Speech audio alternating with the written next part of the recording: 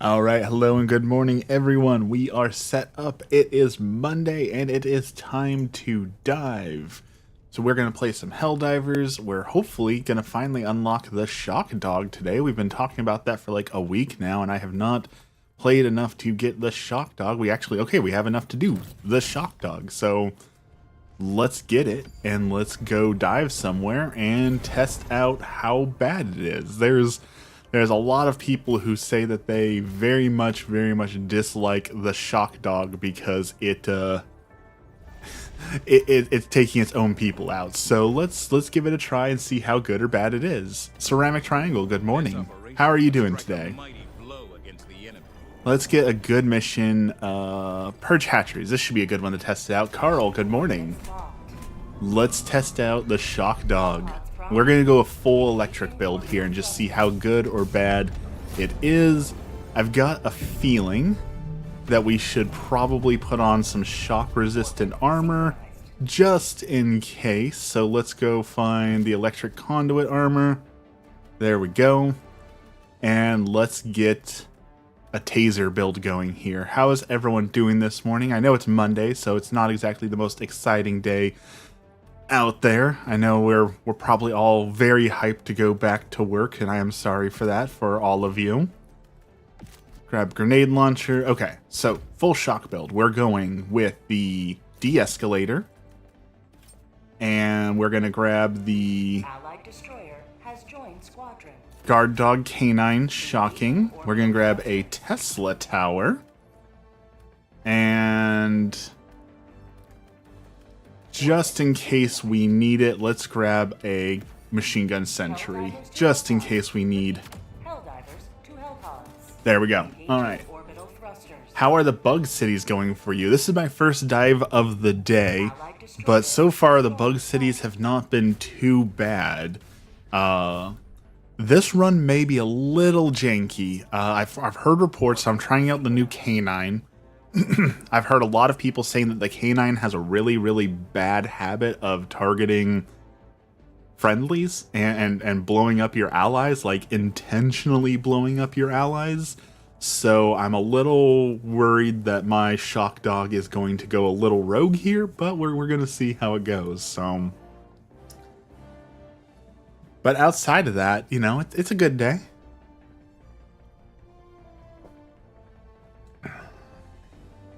I really want to run a Helldivers D&D game.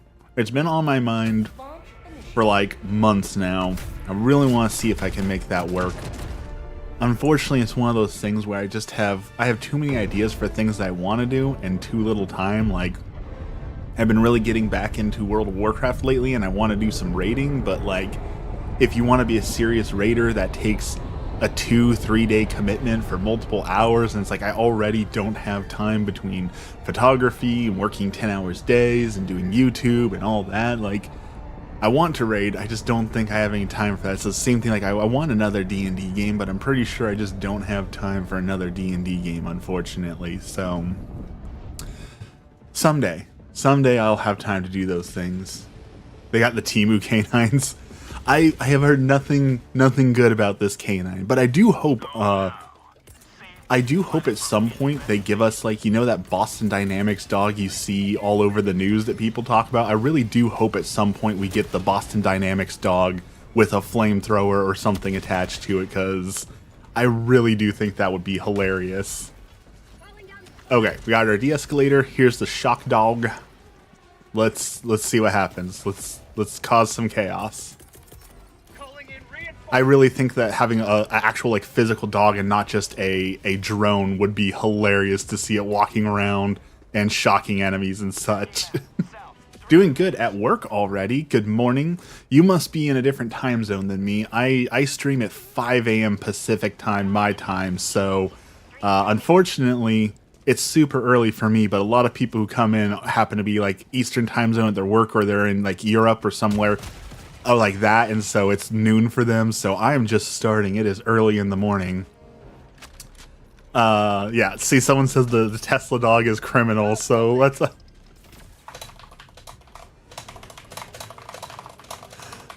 let's see if it really is that criminal. I'm sorry, dudes. I know that it's bad according to most people, but I'm a content creator. I've got to try it, right? Right? All right, where? Oh, there's a swarm of guys. Let's get our guy down here to take care of that. I love the de-escalator, though. It is such a cool weapon.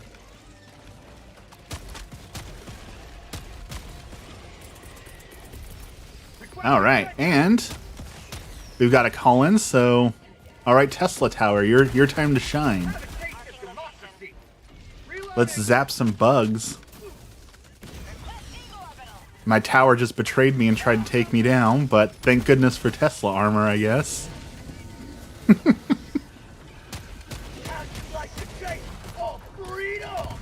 Ooh.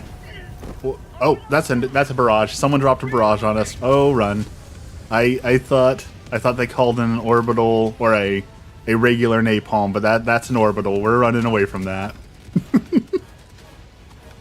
They're complaining about friendly fire, and then they drop a literal firestorm on my head. The irony.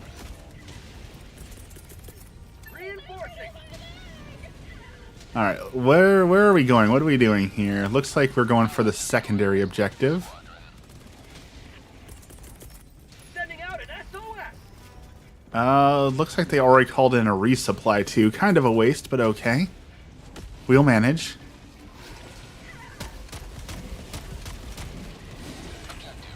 I am so shocked that the de-escalator takes down Bile Titans like that. I did not think it was possible. I've heard it's a glitch, so we'll see if it actually sticks around like that. But I can't believe it blows up Bile Titans like nothing.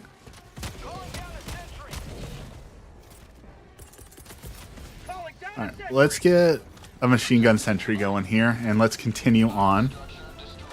Oh, someone's already doing the mission too. Look at that. These people are efficient and good.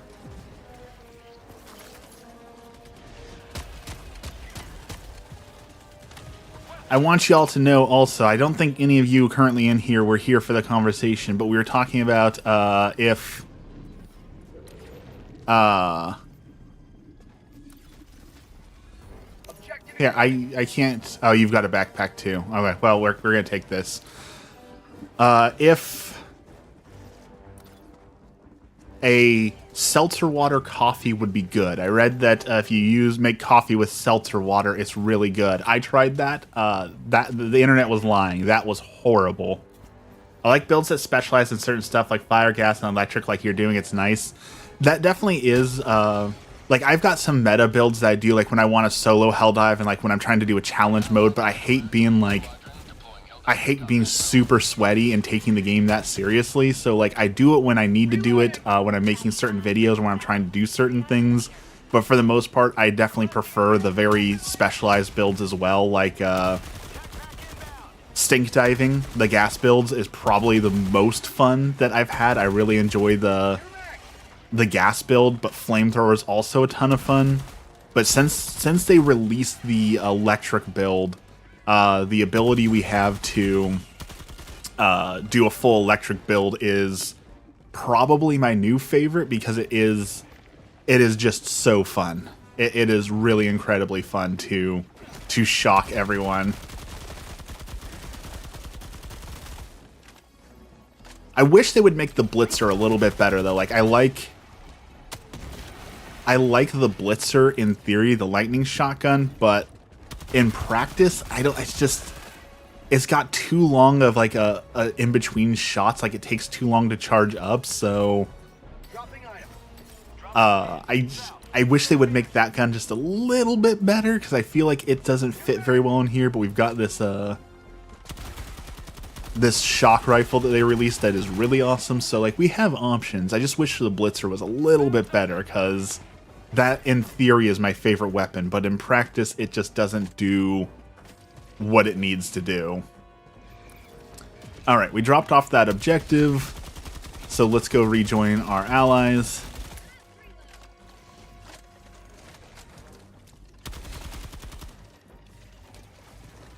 Thought I heard a stalker, there we go. Get out here.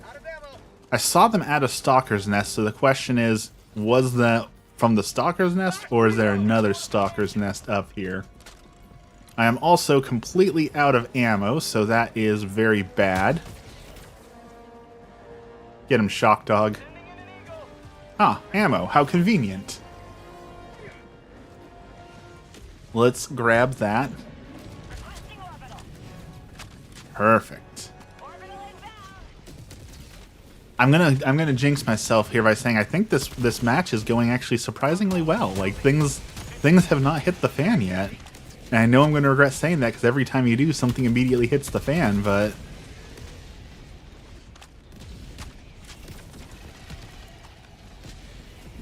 alright, let's blow that guy's face off.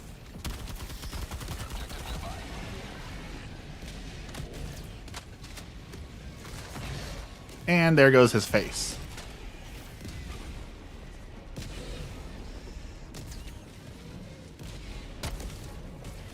Let's stun that guy. What is with all these explosions? I don't see an orbital going on, but Polyblink's here. Good morning, Polly. How is it going today?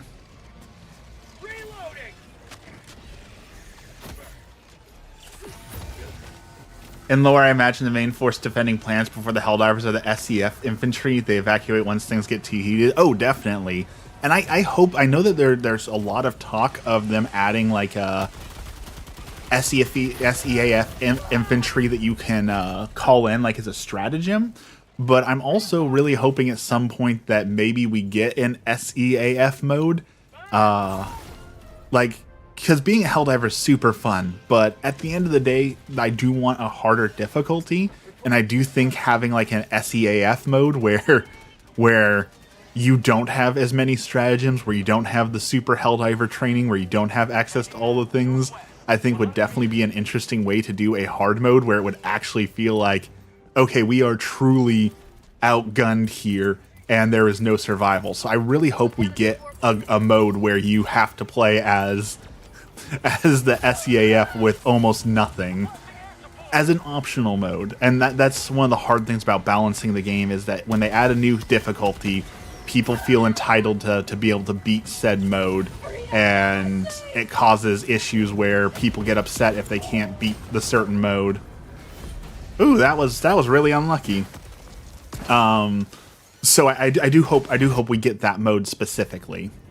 But we'll see. They've been doing a lot of great stuff, right? The last few war bonds have been a lot of fun. They've added some cool missions, the defending Super Earth, all that was really cool. So I'm really here for what they're building, and hopefully, I know it's still a little ways out, but I'm really excited to get the board game. I pre-ordered the board game, so I'm really hoping that the board game's going to add a lot to the game as well. Super hyped for that. So they've been cooking lately, though. Do you still stream Monster Hunter Wilds? I haven't touched Monster Hunter Wilds in a little while. I was waiting for them to fix some of the glitches, but unfortunately I've heard that Monster Hunter Wilds just hit mostly negative on Steam because the game still hasn't fixed a lot of the glitches. There's still a lot of issues with people not being able to complete missions, and that the game still runs terribly, and there's just issues upon issues upon issues for the game. So I want to play it. I love Monster Hunter. I want to enjoy it, but I have heard nothing good and no good updates that have fixed any of the major problems we've had with the game. So that is a huge frustration, that because the game came out, I want to say 2 months ago now, maybe even 3 months ago. Like, it's been out a while. They've had a chance to fix some of the issues, and they've just not fixed any of the issues yet. And they really need to fix the issues, because, like, I have a pretty powerful streaming machine, and my computer struggles to run the game, so I know that it's poorly optimized. And there was a few missions where, like, I couldn't even make progress. Like, I couldn't even play the game because every time I tried to do the main mission, it would disconnect me. And that gets super frustrating, doing the same fight hours and hours and hours just hoping to get it fixed. maybe the Title 2 update. I really hope so. Like I said, I love Monster Hunter. I love Monster Hunter Worlds. That was one of my favorite Monster Hunter. I was really hyped for Wilds, but it was just nothing but disappointment. And that's just from a technical standpoint. We haven't even gotten into, I know a lot of people had a problem with like the difficulty of the game, and I do feel like the game is definitely on the easier side. I'm not going to be one of those people like, oh, it sucks because it's too easy, but the game definitely feels like it's on the easier side. And I do want a little bit more challenge as well. That's also why I didn't like Monster Hunter Rise. I know a lot of people didn't like Monster Hunter Rise, and part of it was like the difficulty thing where you have this ability that you can use, basically spam, that makes you invulnerable, and it's like, okay, I could not use this ability, but I also wish that I wasn't invulnerable for half the fights, you know? So I'm really hoping that Monster Hunter Wilds pulls it together. They've certainly got time, right? We had Monster Hunter Worlds for a long time, and I really think Monster Hunter Worlds didn't hit its stride until they released the expansion. So like it had some growing pains, it took time, it took patches, but it got there. So I really hope that the next the DLC, the expansion that it released for it, will be what everyone's hoping for and really puts it back on track. So I have high hopes for whatever the expansion will be, because that Monster Hunter World expansion really did make a huge difference for the game. Tagging map, northwest, close. Okay, I hear a stalker, but I don't see him, so where is he? It's one of those it's quiet, too quiet sort of situations. Okay, there's the nest. Oh, there's two nests over here. Okay, well.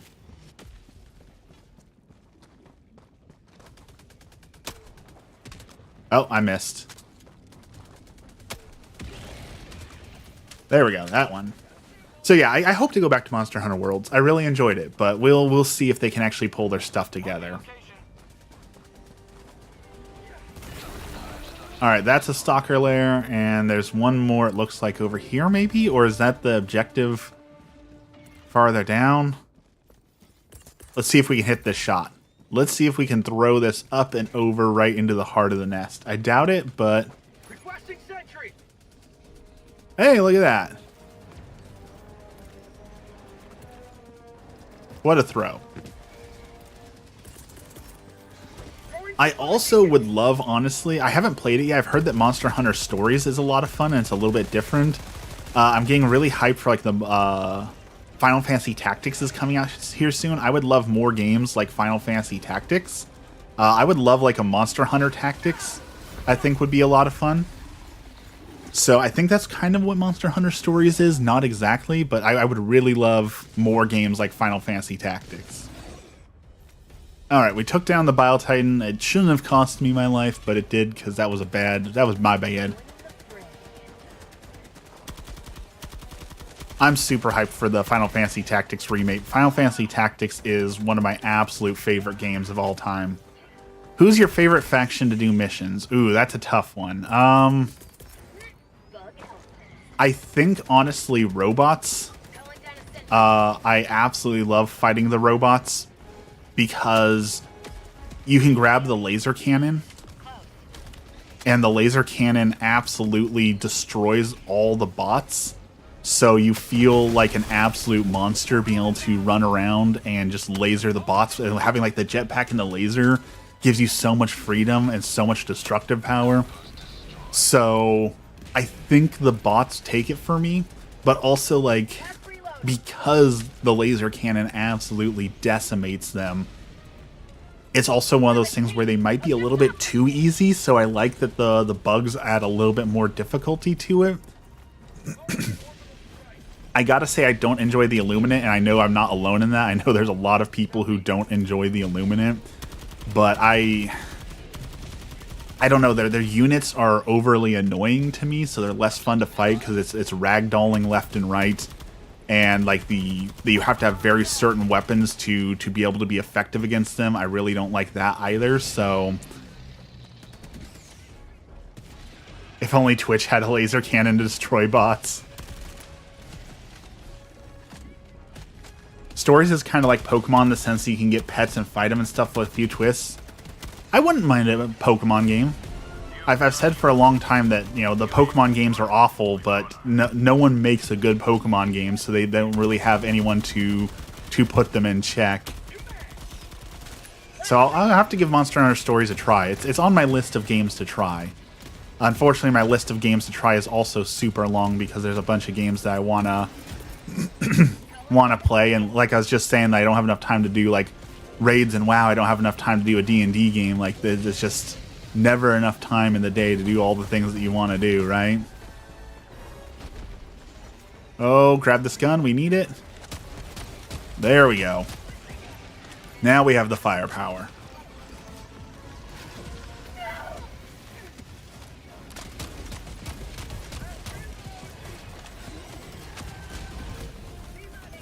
Aesthetically as well. Okay, I think that's going to be my next game then. Well, actually, I take that back. There's one other game that I need to get.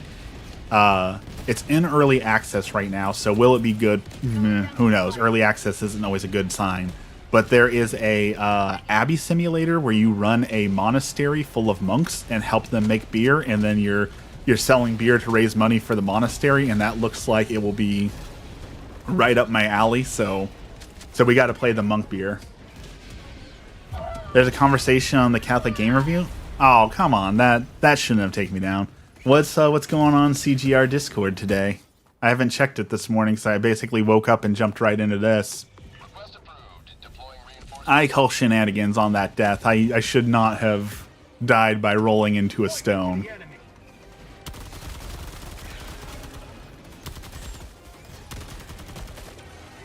Oh, it's because the mortar's right here. Nice shot.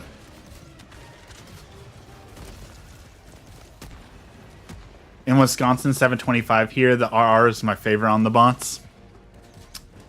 Hello from Wisconsin. I like the recoilless rifle, but like I said, the las cannon, the las 98 is just so fun because it melts everything. So like you put on a jetpack and you just fly around melting everything from the sky. It feels so good. Oh wait, someone already did this objective. We don't need to push in here. Why am I pushing in? We're done. Okay, let's go finish off this thing down here and get out of here. I also feel like the electric is not strong enough against the bots. Like, you would think that having an electrical weapon like the bug zappers would absolutely destroy the bots, but for some reason it seems like the bots are super. Maybe they're just reinforced against electricity. Trying to figure out how to space out the release of your article in the video this week. Your article should definitely go up first because I just put up the video, or I just printed it out. I just put the video up for review, or I have to put it up this morning, so it's going to need to go through another couple rounds of reviews before it's ready. So if your article releases today or tomorrow, the video probably won't be going up until later this week, because I'm guessing Katoons is going to want a few more changes to it, so it's going to take a little bit of time for that one to be ready. Oh, big guy. Okay.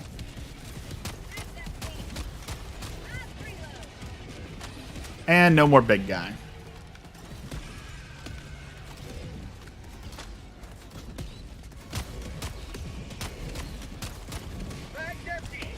And then once my video is finally ready, we get the fun of, okay, project done, on to the next project. What's next? I love and loathe that feeling of never being done, right? That there's always another video to make. There's always more to do. You're never actually done. It's a good feeling and a hard one. Yeah, if you post before you go to work, there's no chance of my video going up today and being ready to actually launch today. So that'll be later this week. So yours should go up first.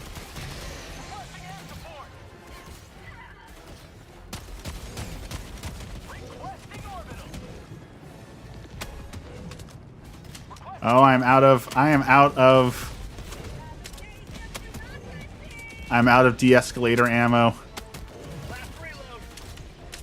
And I'm out of thermite.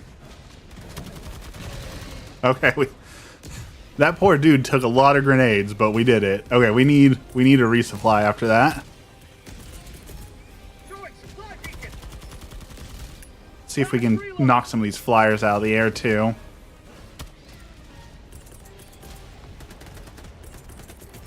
Requesting sentry. Calling down a sentry. Sending down sentry. Heavy south.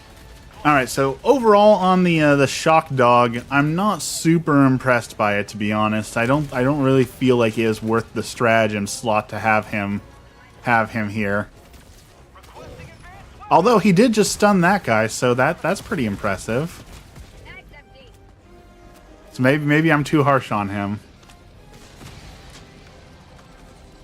That Tesla tower, on the other hand, just nuked that dude, so that's pretty good. Have another review ready after all the edits. That is awesome to hear.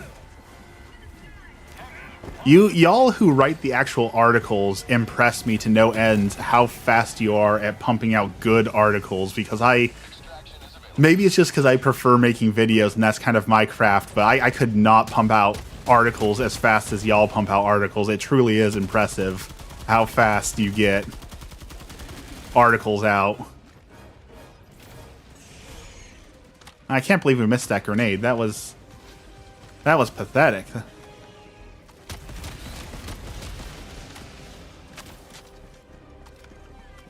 Alright, Shock Dog, I said bad about you, but it seems like you're actually carrying your weight now, so maybe all it needed was for me to talk smack about it, for like, oh, you want to see good? Well, here you go, because now the Shock Dog is pulling its weight.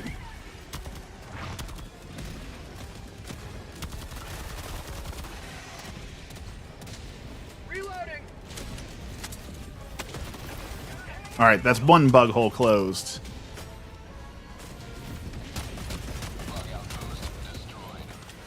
Ooh. That guy ran me over from behind. There we go. Okay. Let's get out of here.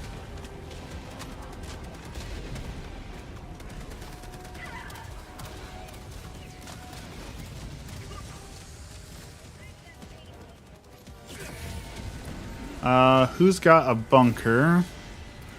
And why? There we go. Off we go. Let's...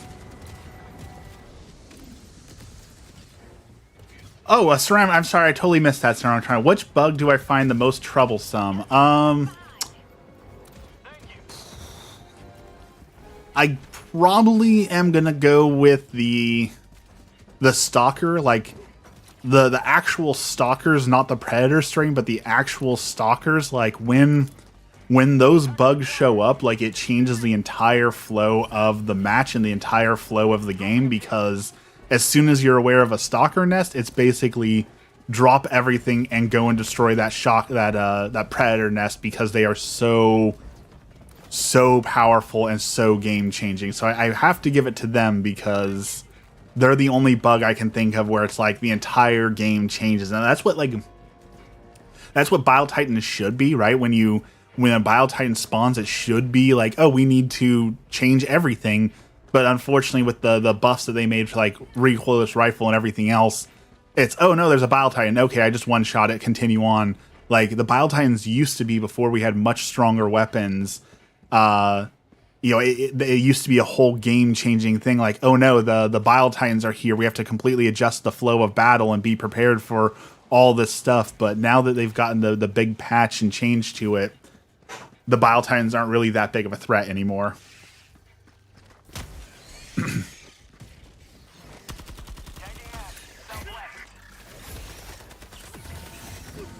Which I know that I'm in the minority for this, but I enjoyed the game before the big patch, before the escalation of freedom. Like, I liked the feeling of being completely underwhelming, like not having the ability to things that Bile Titans took 3 or 4 shots. It was like this whole game-changing event when a Bile Titan would spawn, and on hard difficulties you'd get 5 or 6 Bile Titans, and it was a huge, overwhelming, like, I loved that feeling of there's no way we're making out of this alive, let's just barely scrape by. And now, after the escalation of freedom, the fact that you can do a super hell dive without losing a single life on solo mode, just it it's too easy. I want a difficulty where I feel like I'm going to lose, a difficulty where I don't have a chance. Like, I want them to put that in the game. Like I said, the problem is there's a lot of people who, when there's a hard game mode, they feel like, well, I need to be able to beat this game mode, and if I can't, then that game mode needs to be nerfed because obviously it's imbalanced if I can't beat it. And I don't like that line of thinking.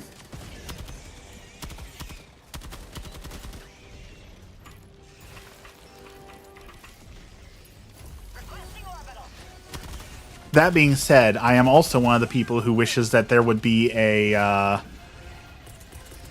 an easy mode on, like, Elden Ring, because I'm not investing the time it takes to, quote, get good into Elden Ring. I simply don't have the time to fight the same boss for hours on end to scrape by a win. So I want to experience Elden Ring. I want to experience, if you could call it a story, but that's never going to happen because I'm not going to invest the time into it. But I really don't see how, because, you know, Elden Ring solo game, I really don't understand why people think it ruins the game to have an easy mode. Like, if I just want to experience the story, how does that take away from your experience if I get to see the story? Like, it's no different than me watching a streamer and getting the story that way, right? So, like, in a single player game, it doesn't destroy your experience at all. So I don't understand why people are so vehemently against it in a single player game. Oh, excuse me. Oh, well. Kaboom. Request approved. Reinforcements on the way.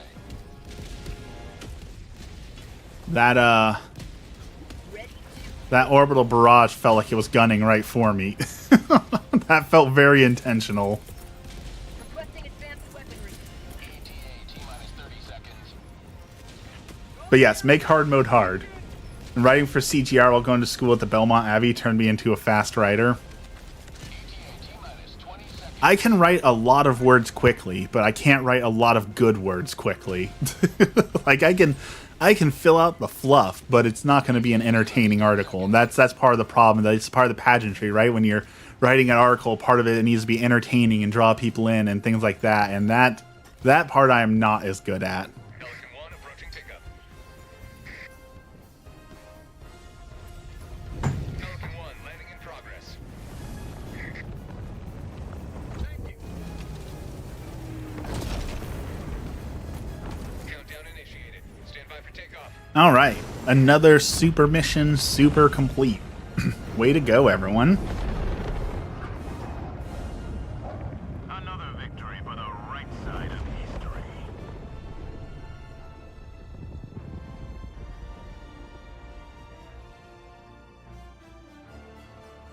I do feel like a lot of video games have gotten easier in general, though, and I know that's like why the whole like Dark Souls became a thing, right? Because people were tired of games being too easy and too hand-holdy. But like, I started Guardians of Azuma, which is the new Rune Factory game, and I'm super enjoying that game. I think they did a really good job on the game, but the difficulty is so low that like I'm not enjoying the combat aspect, because it's literally just, okay, you press X, everything dies, on to the next area. Like, I would like a little bit more, you know? Write a 30-page essay on the spread of Christianity in North Atlantic through Viking settlement and become an expert. It worked for me. I thought kids these days just said, okay, ChatGPT, write me a 30-page essay on the spread of Christianity. I thought that's how we were all doing it nowadays. When you're passionate about something, it tends to really mean something. The difficulty kind of makes the story feel more meaningful, I guess. So that is my most unpopular opinion. Once more. Oh boy, you have unlocked my unpopular opinion for the day, Ceramic. Because I know this is deeply people hate this. So let me preface this by saying I know that people disagree with that, and it's completely okay for people to disagree with this opinion, because it is just an opinion, and from the sounds of it, an awful opinion considering how people react to it. I really dislike the culture we have where people talk about like I've earned things in video games. I've invested things in video games, that people put so much stock into video games, they feel like they're accomplishing something. And here's exactly why I mean that, because I think it can become a very unhealthy and disordered thing for somebody to get a sense of accomplishment out of a video game. Because yes, beating Elden Ring boss may be a difficult challenge to overcome. I'm not saying that that's not true, but humans are hardwired for that, like that dopamine and that attraction to that accomplishment, to that feeling of accomplishing something great. And in the end, video games simply don't matter. They are a hobby for fun and our free time, but they very often, unfortunately, don't matter, because it is just that. It is a leisurely hobby. Accomplishing something in a video game isn't the same as accomplishing something in real life, like learning a skill like woodworking, or working out and getting the body you've always wanted, or achieving a prayer life, or something that actually matters.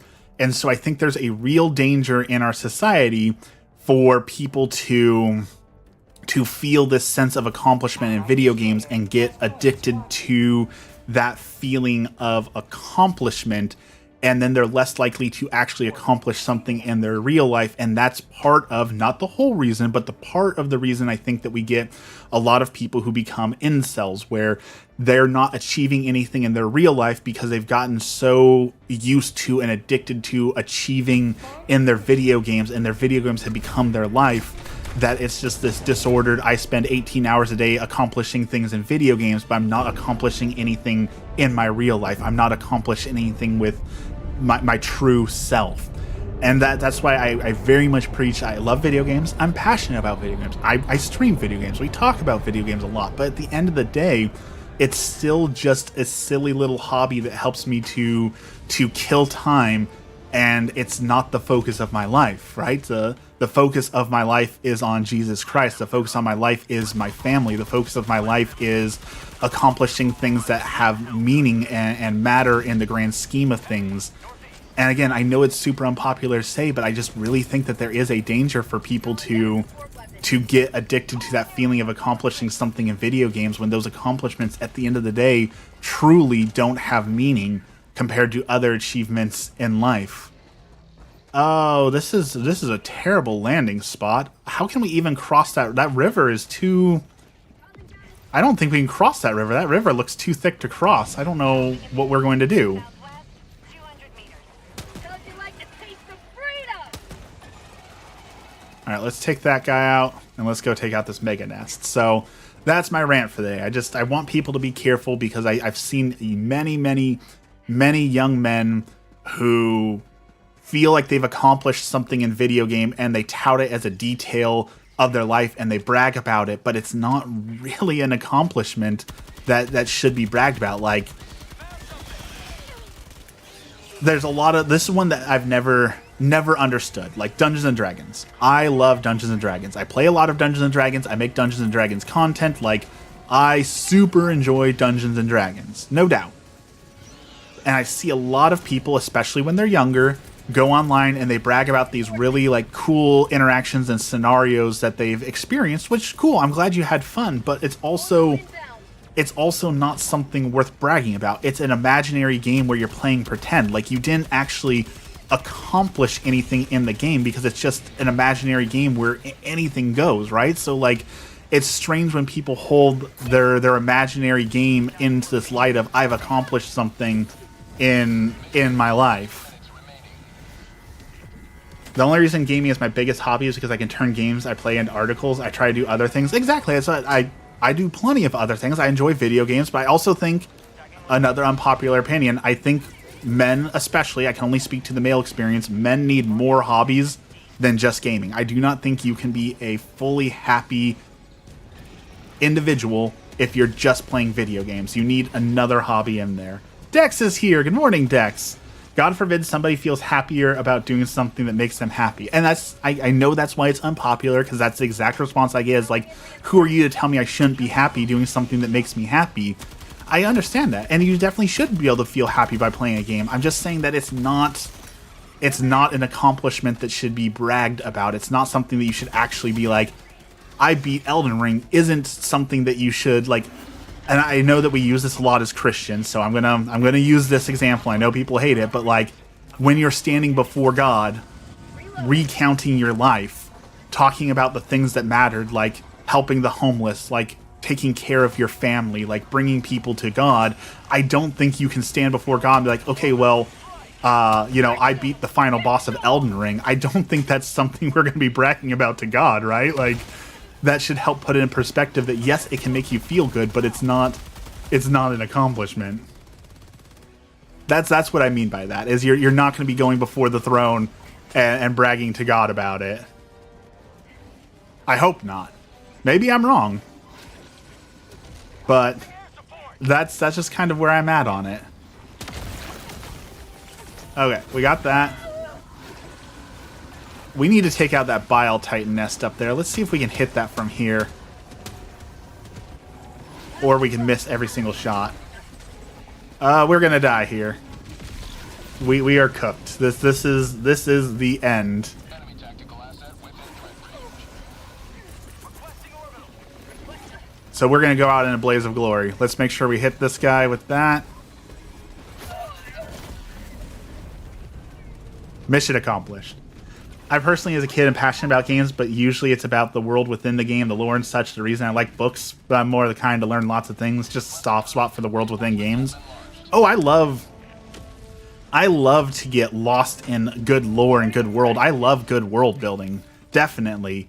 But again, it's one of those things where I try and enjoy it for what it is, and it's not taking over my life. It's just simply something I enjoy learning about. Did my best. I tried Escape from Tarkov, but I never truly managed to escape. Escape from Tarkov is one of those weird games that, like, I want to play Escape from Tarkov. I want to enjoy Escape from Tarkov because it's right up my alley, like that hyper-competitive, high-risk, high-reward. But, like, I feel like it's been so long and I haven't downloaded the game yet that it's, like, too late for me to get into it. Not to mention, the game is, like, I have never seen a game that is harder to play than Escape from Tarkov, right? Like, why do they make the game so hard to download and play? It should just be like, I go onto Steam, I download the game, and I go get to enjoy the game. Why is it I have to Google how to play this game and how to find the game and all these other things? They make it so difficult to play the darn game. I just want to enjoy it. I hope passion for lore and literature turns into a book. That would be excellent. Ask you anything.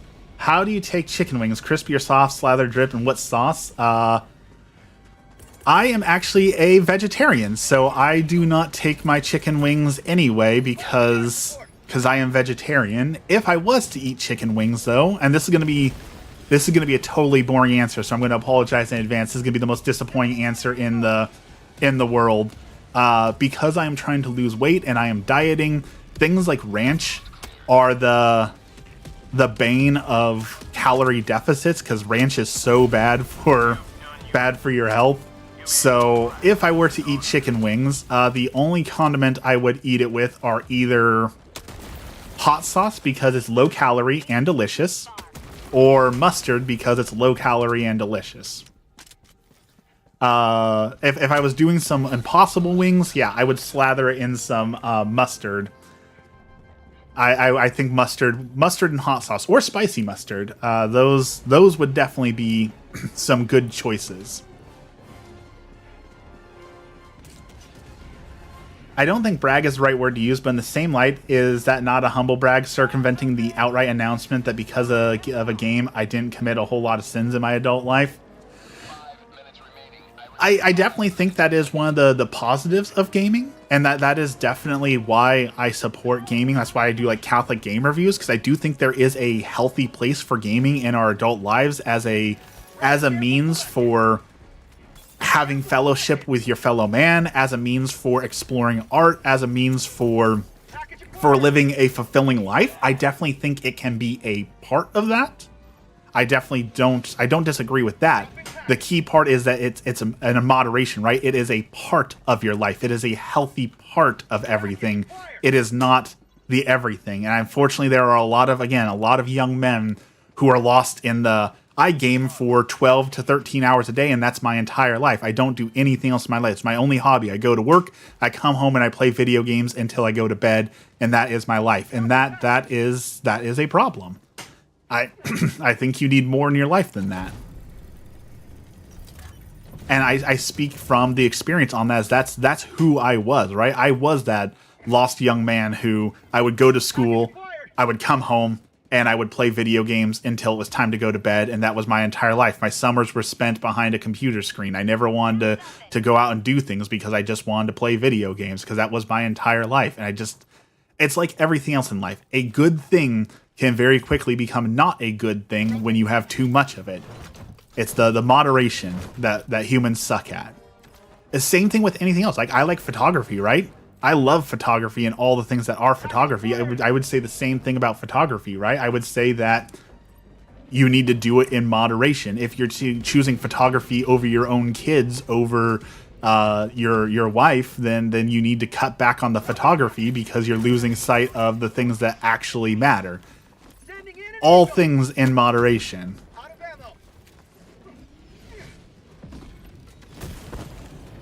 Oh, how did that not take him out? That was a darn near perfect shot. How did he live through that? Come on. Second one. We got 2 minutes left. We got to finish this fight, so get out of here. Thank you. My forays into Catholic gaming community led me to meet people in real life. Exactly.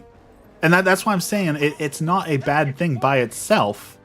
It's when people... Because that's the whole definition of sin, right? If we're using the technical definition of sin... It's the disorder of something, the disordered attachment, or the disordered use of something. So, all right, have a good night. Thanks for joining us, Ceramic. We'll see you next time. Thanks for hanging out and asking questions and being a part of chat. I appreciate all that. Anything can become sinful when it's disordered, whether that be video games, whether that be photography, whether that be even something good, like a prayer life, or your relationship with God. And I know that's gonna be a controversial thing to say, so hear me out as I say this. Is like, if you're married, if you are married and you have a wife and kids, and you are telling your kids, sorry, I can't spend time with you because I need to go pray and spend time with God, that could be a disordered thing. If you are choosing to neglect your family and kids to pray, that could possibly be a problem. In the same way, if I had children, God willing, we're trying to have kids here soon. If I had a kid and told my kid, like, I know you want things, but I'm quitting my job because I want to spend all day in adoration, like, on the surface level, like, yes, going to adoration is a great thing. Spending that time with God is a great thing. But if I'm making my child and my wife suffer because I want to do those things, that is a disordered thing. That is not how we are supposed to live our life. I have other commitments and other things. So even a good thing like spending time in adoration or prayer can become disordered if they're used in the incorrect way. I love coffee, but I only drink one a day. Same. Although that's more because if I drink more than that, I'm going to have an anxiety attack. So that's one of those built-in, God gave me a nerf, but with the anxiety, I can't handle more than a cup of coffee a day. I toned my consumption down to 9 cups a day. Speaking of coffee, since Dex is here, Dex, we tried it. We tried the tonic water and coffee for the nitro cold brew. And surprise, surprise, Dex, you were correct. Making coffee with tonic water or seltzer water did not make it a nitro cold brew. It made it unbearably bad. Like, I always, whenever I make a weird food, I try and finish the food because I don't want to waste food. Tonic water coffee was so terrible. I could not stomach that. It was so bad. Like, I do not have the words to explain to you how bad the tonic water coffee was. It was super gross. So we have learned, do not make coffee with tonic water. It is not good. The internet lied to us. I will stick to my instant coffee from now on. but we did it for science, so we learned. The next thing we're going to try, Grillo. Grillo makes some really good pickles. They're kind of viral right now. We went ahead and got some Grillo's Pickle de Gallo. So it's pico de gallo, but instead of like onions or tomatoes being the base ingredient, it's pickles. So it's pickles, tomatoes, onion, and cilantro for pickle de gallo. So that is the next thing we are trying, is the pickle de gallo. And I'm very excited to try that out. You state this as if I was wrong at any time. That already sounds bad. Yeah. Well, here's the other thing. Because I'm not the sharpest tool in the shed, I did not realize that tonic water was different than seltzer water. I thought they were the same thing. And I learned that there is a difference. That seltzer water is just tasteless, bubbly, sparkly water. But tonic water, very specifically, is seltzer water with a bitter agent, a bitterant added to it to change the taste of the water. So it may have been better if I just used seltzer water, which would have had less bitter taste to it.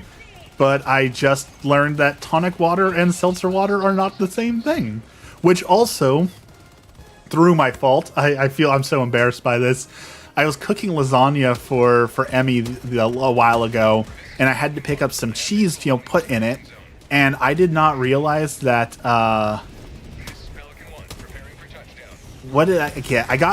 There was a cheese, because you put cottage cheese in lasagna, and I thought this other kind of cheese was the same thing as that. I'm trying to remember what cheese I grabbed, but I learned that cheese is not the same thing as cottage cheese. So, I'm learning. I'm considering grabbing that Skull Crusher coffee because it has the same amount of 5 times the amount of caffeine as a usual cup of coffee.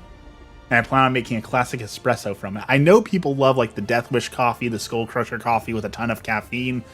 I am too anxious to do that, so I couldn't tell you whether it's good or not because I cannot handle that much. Ricotta, that's what it was. I thought ricotta cheese was the same thing as cottage cheese, and I learned that ricotta and cottage cheese are not the same thing. You not put cottage cheese in lasagna? Yeah, you do.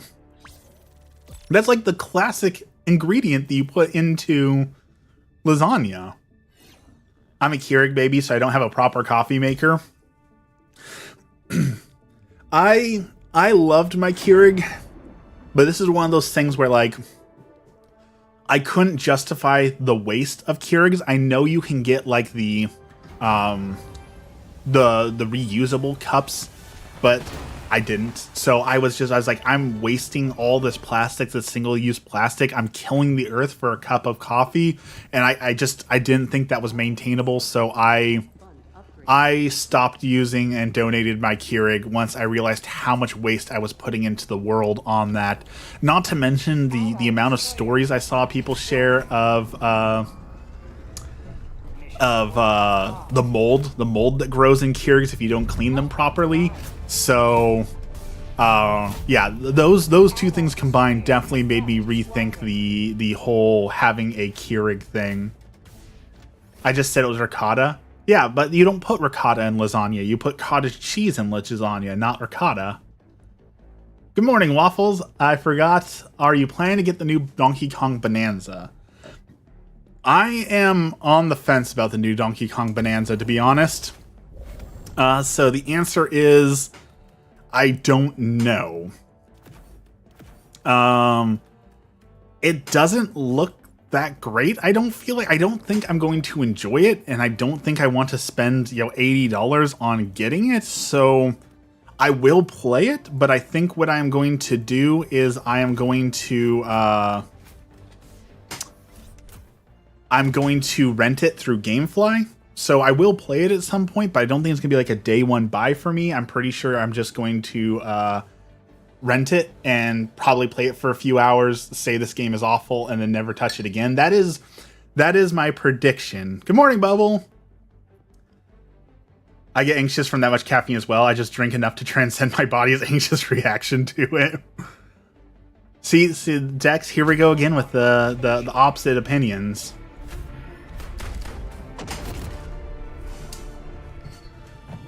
I haven't seen the direct. I enjoy getting into new games with as little as possible. I just made a video about this. I haven't published it because I'm deciding whether or not I want to redo the video, because I feel like I'm a little too harsh in it. But, and this is going to sound like I'm a total hypocrite, so through my fault.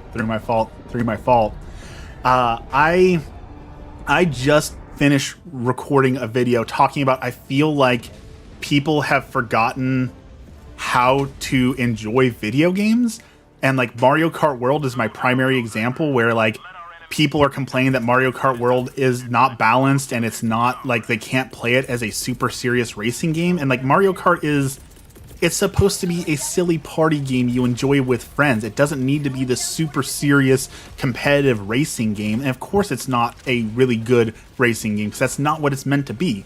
It's a party game. Same thing with Super Smash Brothers. Super Smash Brothers was never meant to be an ultra competitive fighting game. It's a silly little casual game. It doesn't need to be super balanced all the time.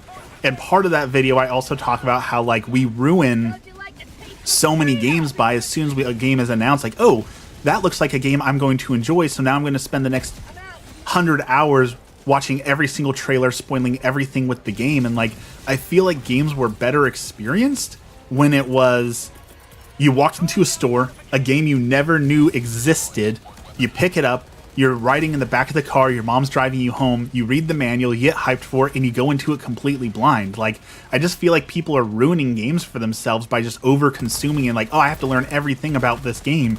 No, it's okay to go into it blind. And like, I know this is really a big thing like Stardew Valley, where people are like, I'm going to play Stardew Valley for the first time. Can you tell me the best possible build and what I should do to start the game and every tip and trick and all that? Like, I understand you want to play the game right, but also there's something to be said for going into the game completely blind and just experiencing the game, right? You don't need to have the most optimal build to start Stardew Valley. You don't need to have the perfect layout. You don't need to know when every single birthday is and every single guide for the game and all those things. You can just pick up the game and start playing it and enjoying it. I really feel like between like Mario Kart and all those things, people have really forgotten how to just pick up a game and enjoy it, and instead they're just over consuming the games and ruining it for themselves. Granted, there still are bad games, but like, I think the hate that Mario Kart is getting right now is over the top. It's just a silly little racing game. It doesn't need to be this super serious thing. Me and my friends are boycotting Switch 2 and all of its crap. Instead, we're waiting for the ROG Ally or the next variation of the Steam Deck. For any Nintendo stuff, we shall sail the seven seas. See, I cannot in good conscience support that. We do not support piracy on this channel. We do not support the theft of video games. If you don't want to support Nintendo, I completely understand that, and I applaud that. But the right way to not support Nintendo is saying, I'm not getting a Switch 2, so I'm just not going to play those games. Saying, I'm not going to support them, but I'm still going to steal people's labor and their work and their games isn't the right way to go about that. It's a more meaningful sacrifice anyways if you're saying, I don't support Nintendo, so I didn't get to experience these games. It's okay to miss out on things in life, especially for a moral stance against it, right? Now, that's an opinion I agree with. That it doesn't happen very often, but even a broken clock is right a few times a day, right? Like, it's like it's just really tough to say that I don't support this, so I'm still going to enjoy it, but I'm just going to make sure I don't pay for it. Like, that just doesn't seem like the right way to go about it.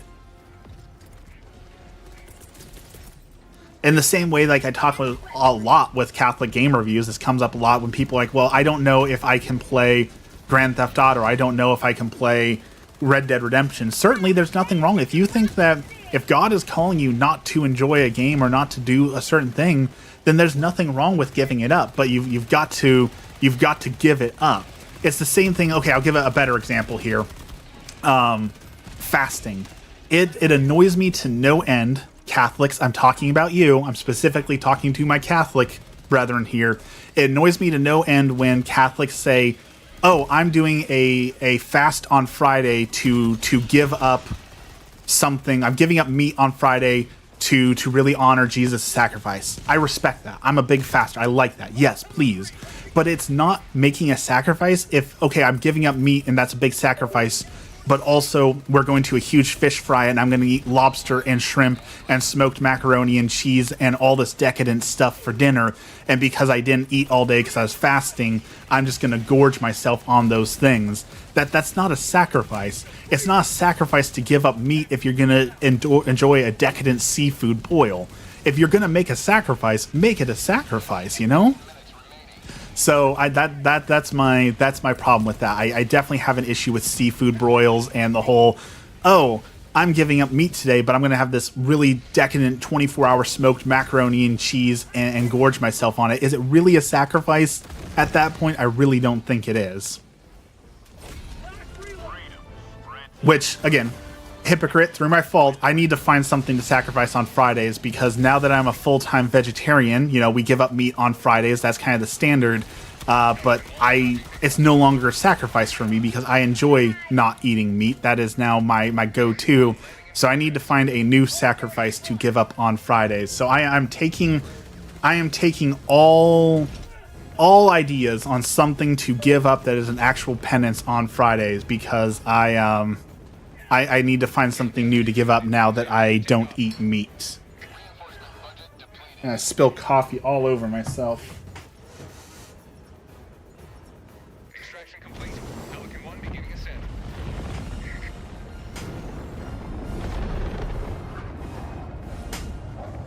I agree with what you're saying. People need to stop trying to play games professionally and they need to play it blind. Yeah, that is I guess that's the point of my rant at the end of the day, is that unless you're a content creator and it's actually your job, you don't need to be really good at video games. You can just enjoy it casually. Like Rematch is the soccer game that just came out. That game, super fun. That game is going to absolutely get destroyed. Like the player base is so toxic. The game has been out for 2 days and people are already quitting in the first 5 seconds because, oh, my teammates aren't good enough. You haven't played this game for 100 hours, so it's not worth my time. Like, my dude, the game has been out for 2 days. Of course I'm not a professional at it. I'm playing it casually because I enjoy the game. But the toxic, you need to play this game, no life, you need to learn everything, is already running rampant in that game. I give it a month before that game dies because it's going to be so awful.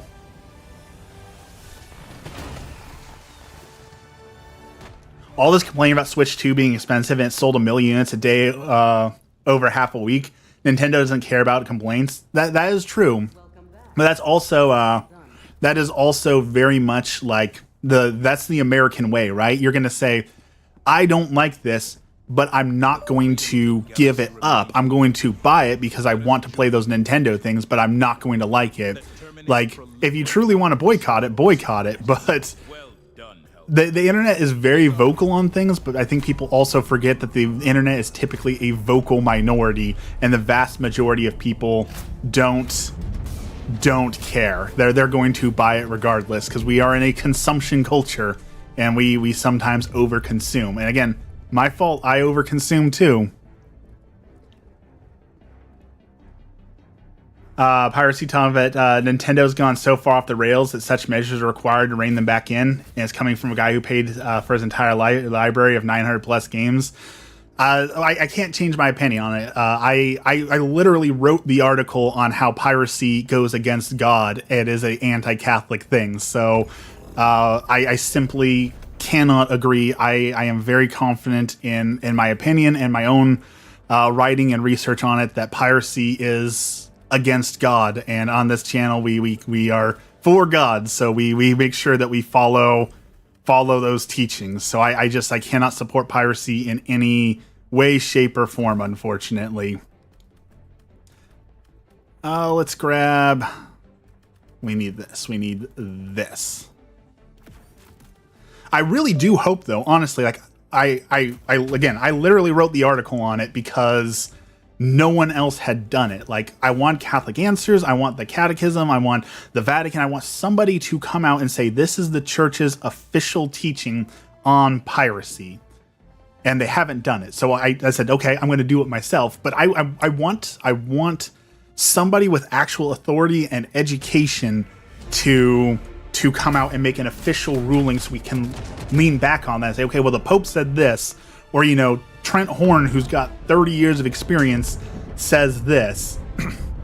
I would really love for us to have an official teaching on piracy, but we don't have that. And because we didn't have that, somebody had to fill the gap. But I don't want to look like an egomaniac, and I definitely don't want to be like, well, I'm the expert on the subject, but I spent so much time researching the topic. I went through the dredges of the internet. I talked to,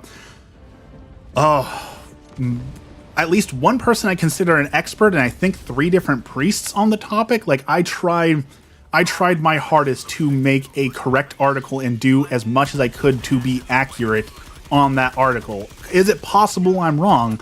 I will always say it's definitely possible. I am man, I am flawed, I can be wrong. I'm wrong daily on this channel, right? But like, until the church comes out with an official teaching on the topic, I have to say that I think I have well researched the topic enough that my opinion holds weight, and it's been verified by priests, it's been verified by other experts in Catholicism, so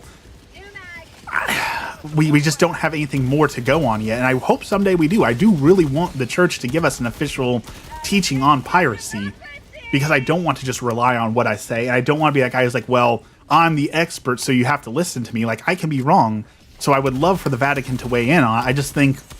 I think it's low on their list of priorities, right? I don't think they're going to be weighing in on piracy anytime soon, unfortunately.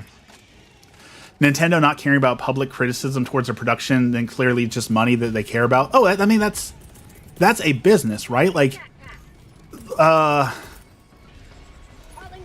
Pride Month was right now, right? And I was shocked to see how many people came out and they were talking about how upset they were that their favorite business didn't change their logo to a Pride logo. And I'm trying to get people to understand, like, the business does not care about you. The vast majority of businesses do not exist to care about you or to make you feel good or anything. Businesses exist to make money. That is all they care about. Certainly some businesses pretend to care about you because that's how they make money or that's their brand, but the overwhelming vast majority of businesses simply do not care about you. They do not care about your opinions. All they care about is making money. So they will hold an opinion if it will make them money. They will change their opinion if it will make their money. But corporations are not your friends. Corporations do not care about you as an individual. They care about one thing only, and that is, how do we extract the most money possible? Nintendo's the same way. They don't care if we like Breath of the Wild. They don't care if we thought the Switch 2 was overpriced. What they care about is I'm pretty sure they're called actuators.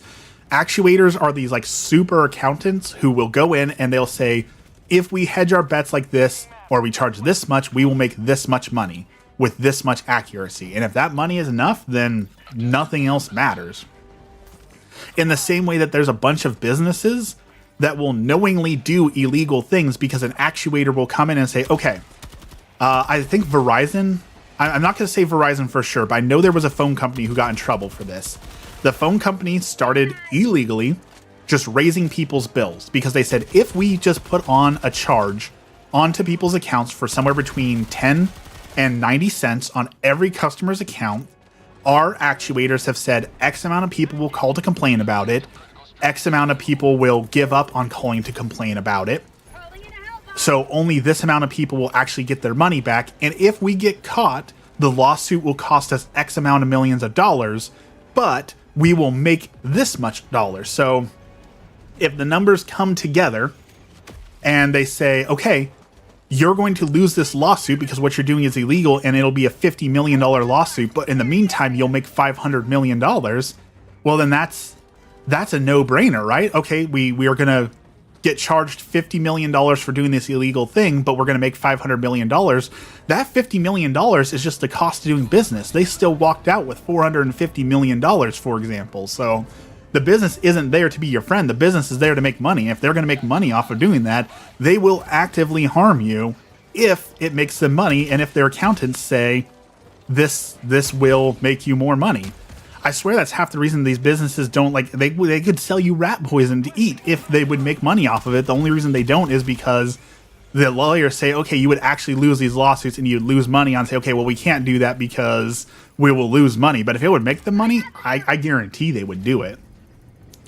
For Friday, instead of meat, you could offer up a dessert or drink you look forward to, or a simple meal over a complex one. So I don't do dessert because I am dieting. I don't do sugar. The only thing I could really give up, honestly, is my cup of coffee in the morning. I do like the idea. I've talked to my wife about doing it. We call it peasant meal, where you only get like rice and bread, or just like unprepared rice, just plain white rice. You eat that for a meal instead of a real meal, and then you donate that money or food to the free fridge as a way of penance and understanding all the people out there who don't have enough. I do love that idea.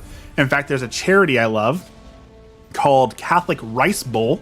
I think it's catholicricebowl.com, where you basically, the idea is you give up your lunch and you eat a plain bowl of rice instead, and then you take the money you would have spent on lunch and you donate it to them, and then they're able to provide food to other people because you donate that money. I love that charity. I love that idea. Give up horrible food combinations and awful opinions. If I give up awful opinions, I won't be able to talk for 24 hours. So that one's tough, because I will give up awful opinions, but then I just won't be able to talk. Not to mention, they are right. In this instance, Switch 2 is exactly what we asked for, and people are surprised it's more expensive.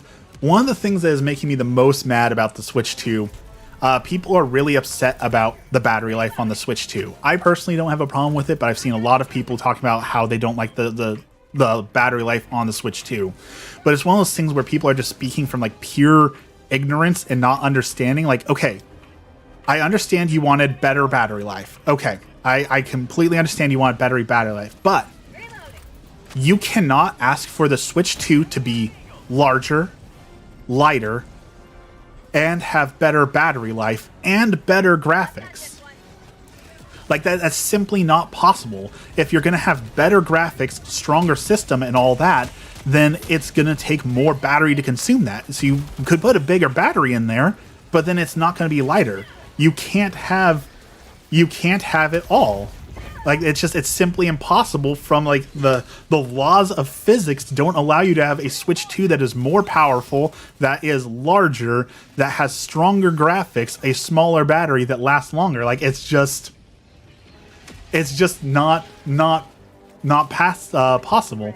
Brain, sorry, I missed your comment. Let me go back and grab it here. Funny thing about piracy, there are valid historical examples for piracy amongst Jews and even rabbis. Sinan Reyes was Barbossa's right-hand man, and several famous Middle Ages rabbis were pirates. I don't know anything about those historical fun facts, so I can't say on that. I definitely know that piracy existed in a lot of different forms.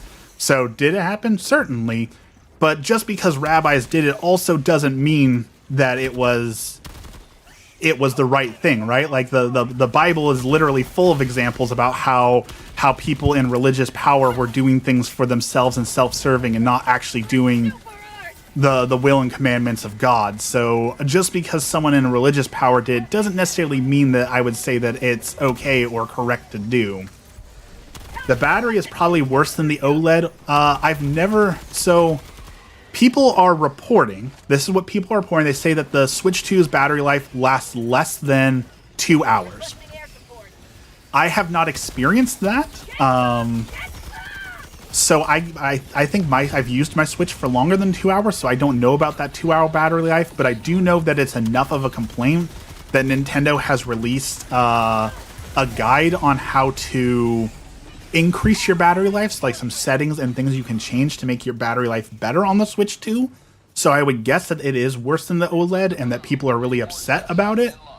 But that hasn't been my experience. Like, I've played my Switch 2 in every situation that I've wanted to play it on the undocked mode, and I've never gotten a low battery warning or a problem with the battery. So maybe I'm just lucky. Maybe I got a model that doesn't have battery issues, but I do know that there are a lot of complaints about the battery issues.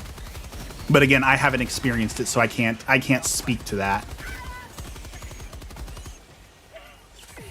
They got to fix the battery indicator. I have heard the battery indicator is an issue. I don't really experience that because I always play on TV. Yeah, that's why I think a lot of people probably dock their Switch permanently and never play it in handheld mode.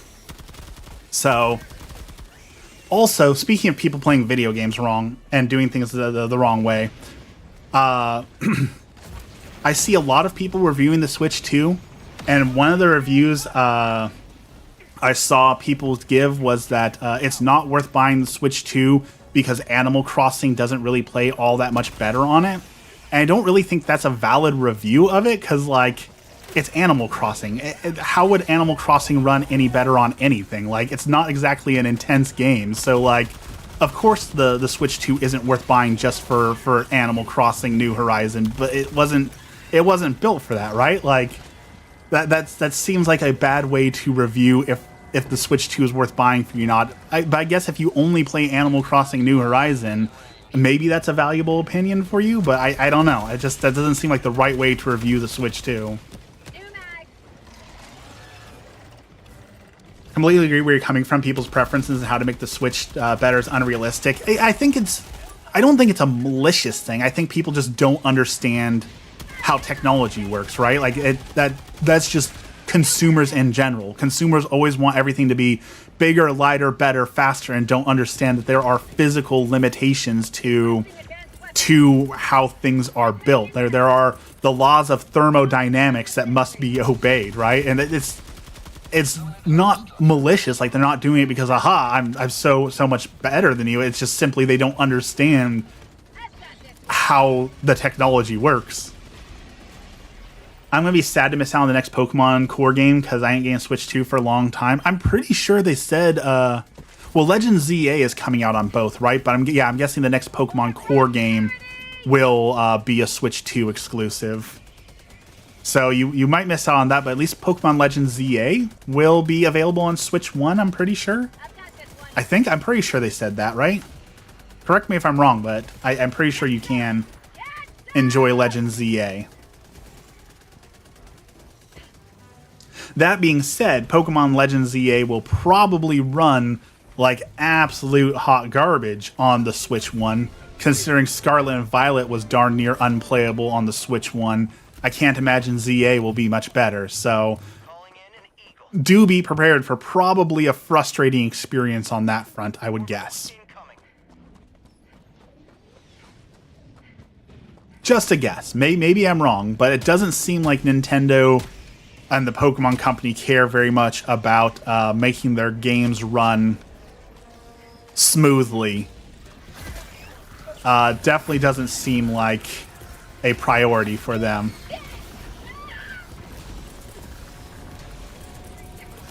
I don't expect Gen 10 until late next year.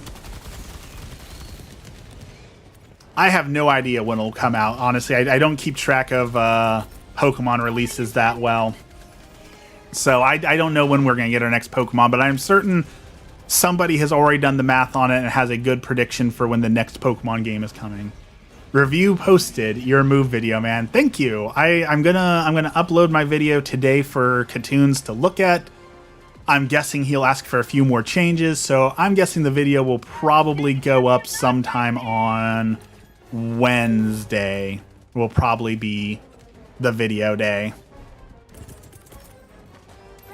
In the meantime, it's probably time to make another What If the Saints Had Pokemon Team video, so we need to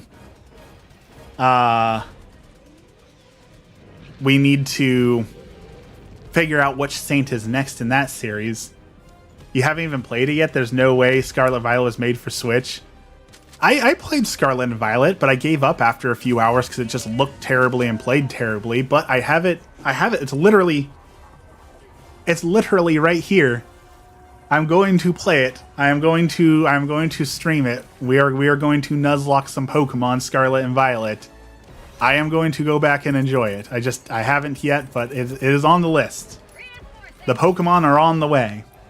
I feel like it's like that South Park episode where they make fun of George R.R. Martin, where he's like, the dragons are on the way. The dragons are on the way. That's what I feel like. Like, the Pokemon is on the way. We will play it, I promise. It is on the agenda. We just have not gotten there yet, but we will. The Pokemon are on the way. We'll get an announcement next year for Pokemon going on its 30 years.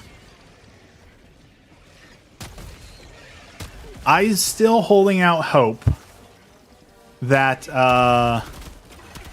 for the 30-year anniversary, we get like a massive Pokemon collection. Like here, we added Pokemon Blue, Red, Yellow, Sapphire, Emerald, Ruby, Gold, Silver, Emerald to the online emulator, so you can go and enjoy all those games on your Switch for free. I still hope for it. Still hope for it. Am I the only person that wasn't bothered by Scarlet and Violet on the Switch? I mean, a lot of people played it, so I'm sure that, again, it's probably I'm the vocal minority on it. It felt unplayable because it was so horrible. What would you prefer, Legend of Zelda Twilight Princess or Skyward Sword? Oh, Alliance 44. You have unlocked the next unpopular opinion. Congratulations. I don't like The Legend of Zelda. We talked about this not long ago. I think The Legend of Zelda is one of the most overrated game series to exist. And I really don't enjoy Legend of Zelda. Granted, I haven't really played Twilight Princess or Skyward Sword or Wind Waker because I don't enjoy Zelda. But I am going to go play those at some point. So the answer is I don't know because I've never played those because I typically don't enjoy them. But we are going to be playing Wind Waker here soon. And I've heard that I need to play Twilight Princess. So we will try them here soon, but I'm guessing my opinion will remain the same, that The Legend of Zelda really isn't that good of a game series. So that is my anticipation that of what I will say about those games. I'm ready to be proved wrong. Overrated isn't the same as bad, and that is very much my point, Sir Stone. Like Legend of Zelda: Ocarina of Time is overrated. Now, I'm not saying it's a bad game. I'm by no means saying it's a bad game, but I'm saying all the people who rate it a perfect 10 out of 10 are absolutely wrong. Ocarina of Time is like a 6 out of 10 at best. Like, overrated. Not bad, but it does not deserve a 10 out of 10 most best game of all time label that it gets. That's all I'm saying. That's an unpopular opinion. I agree with you on Waffles. See, I know there's a few of us out there who don't like the Legend of Zelda series, but in the general sphere of gaming, if you go online and say you didn't enjoy Breath of the Wild or things like that, people typically will absolutely shout you down and downvote you and tell you that you're an absolute idiot because they are the best games ever made. I'm enjoying my second playthrough of Breath of the Wild. Here's my unpopular opinion. I found the Wind Waker story boring. Is the story boring, or is it, because I know a little bit about Wind Waker. Was it the story's boring, or is it the end where you have to go find like 9 pieces of buried treasure for the Triforce? Like I know that's where the game really slows down for a lot of people, is when you have to just sit there and go through the entire ocean trying to find all the missing pieces. I've heard that that's like the real bad part of the game for a lot of people.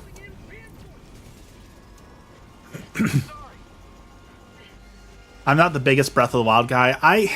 I would enjoy Breath of the Wild more if there was a little more to the game other than, oh, my weapons are breaking every 5 seconds. That's really boring, the weapons breaking every 5 seconds. And the world feels totally empty to me. And I get that there's a lot of stuff in the world, but adding 1,000 Koroks for me to find isn't interesting. It's like the first Assassin's Creed, where they put the 100 flags for you to go hunt down. Like, finding 100 flags in Assassin's Creed isn't content, and it's not fun.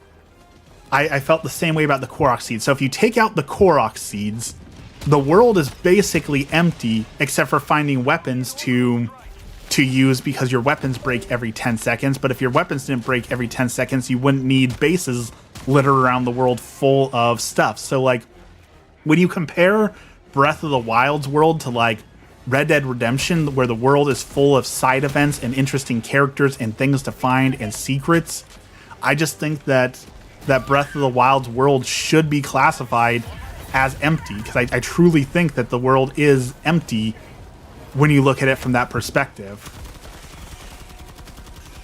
First of all, it's not 1,000 Koroks, it's 999. I thought there was 1,000. I thought there were 999 seeds, but there was a 1,000th Korok. I thought there was like a super hidden 1,000th one. Maybe I'm wrong on that, but I'm pretty sure there is a 1,000th Korok. Oh, I just got squished. Reinforcing. Marking location. South. Sending in an eagle. Request approved. I wish Breath of the Wild was more varied. I think the colors in gray and the green is boring to look at a while. I don't know about you, but I like colors. I like colors too. I'm a big fan of lots of colorful things. One of the number one complaints I get on my videos, honestly, is that my game is too saturated and too bright. But that's how I like my games. I like them saturated and bright. I enjoy those things. So it's my game, and that's how I'm going to play it. Sending down sentry. The HD version streamlines the Triforce Hunt. But that's the OG, the one that's on the GameCube or the GameCube emulator is the OG one, right? So if I play it through the Switch emulator thing, Nintendo Switch Online, I'm gonna have to do the OG hunt, right? I don't think that's the HD version. I will say my favorite Legend of Zelda though was Legend of Zelda 2. I definitely feel like Legend of Zelda needs more RPG elements like that, and I would absolutely love if they did another Legend of Zelda 2. I enjoyed Legend of Zelda 2 so much. And I know that's another super unpopular opinion. That's the one that everyone hated, but I super liked Zelda 2. Even with how hard it was. The CG hunt's going to take a little longer. If you had to destroy a game from existence, what would it be? Oh boy. Another tough one.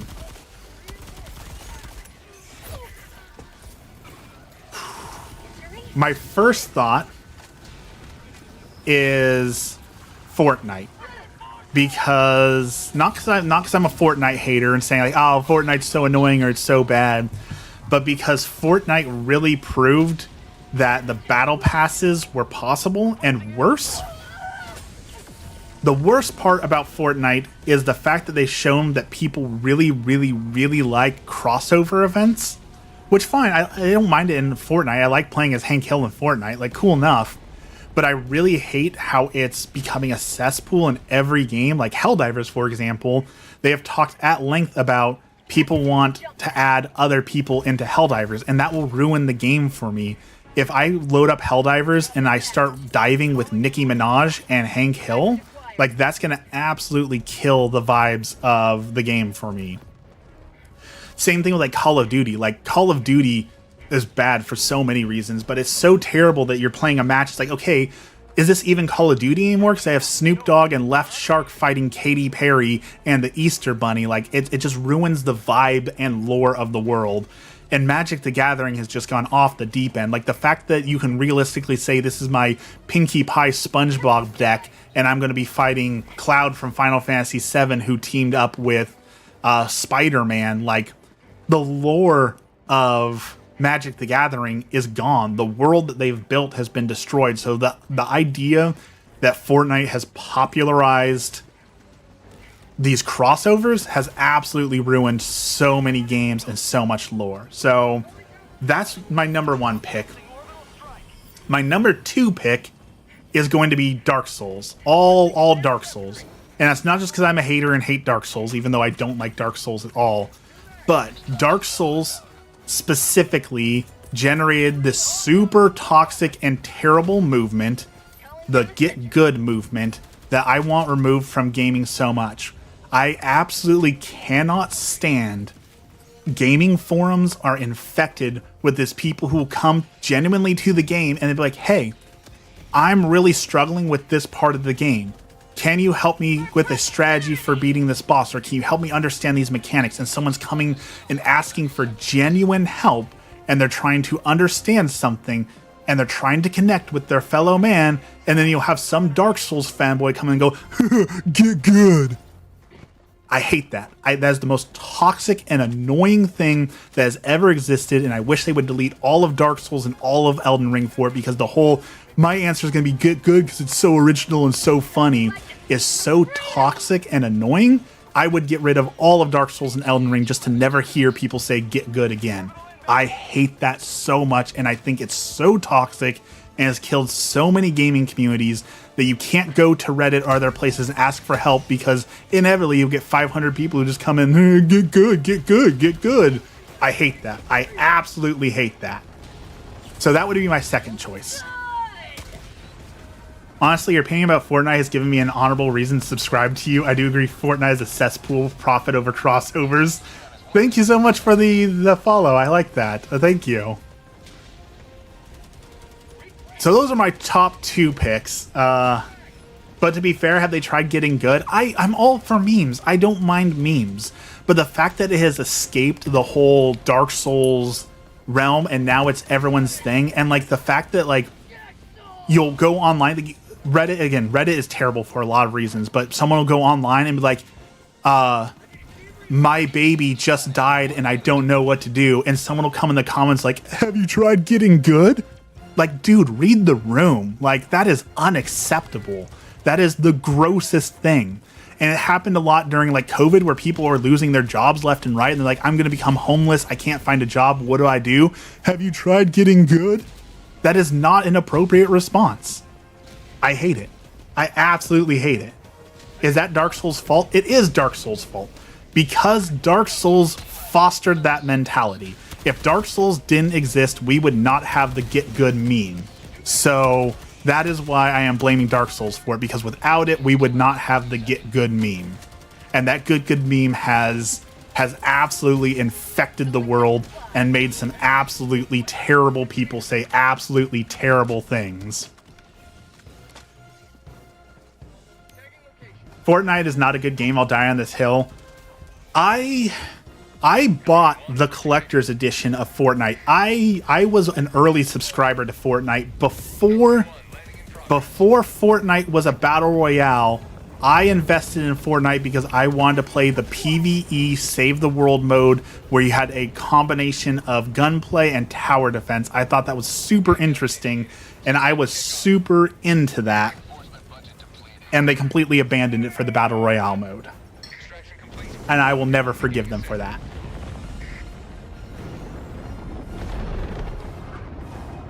I would argue fighting game fans were probably the get good gamers. I love fighting games. Oh, no. I don't touch fighting games with a 10-foot pole. Fighting games...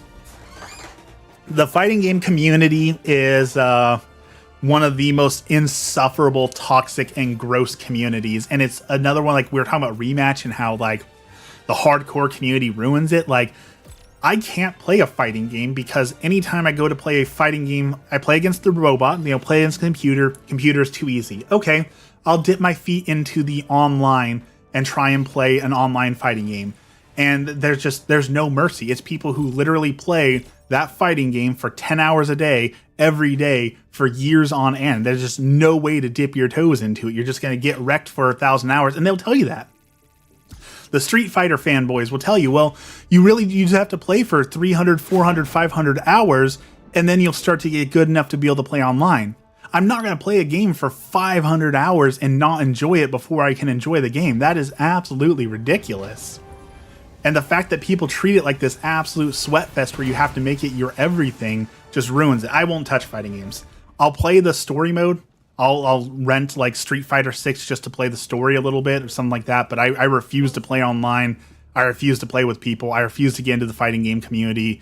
It's almost as bad as the League of Legends community. They're insufferable.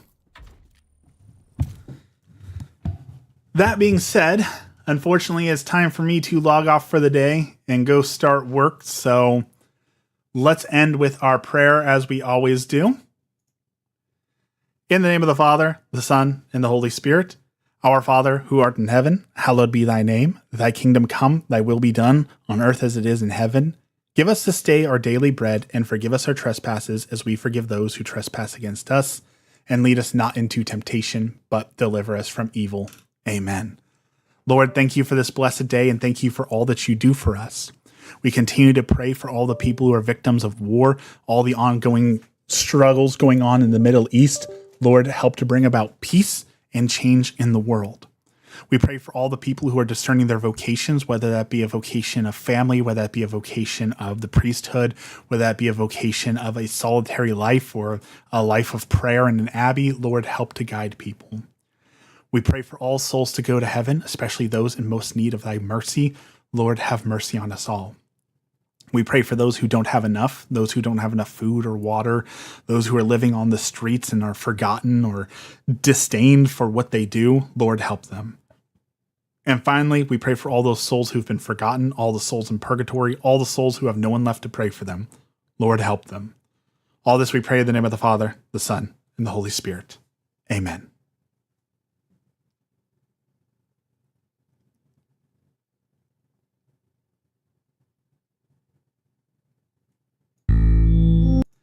All right, everyone. Thank you, as always, for joining me. We will be back at it on Wednesday morning, will be our next stream, so I can't wait to see you then. Until then, make it a good Monday. I know Mondays are hard. I know all of you are getting ready to go to work and all that sort of thing, so hopefully you can have a good day. We will see you again on Wednesday. Until then, have a blessed day.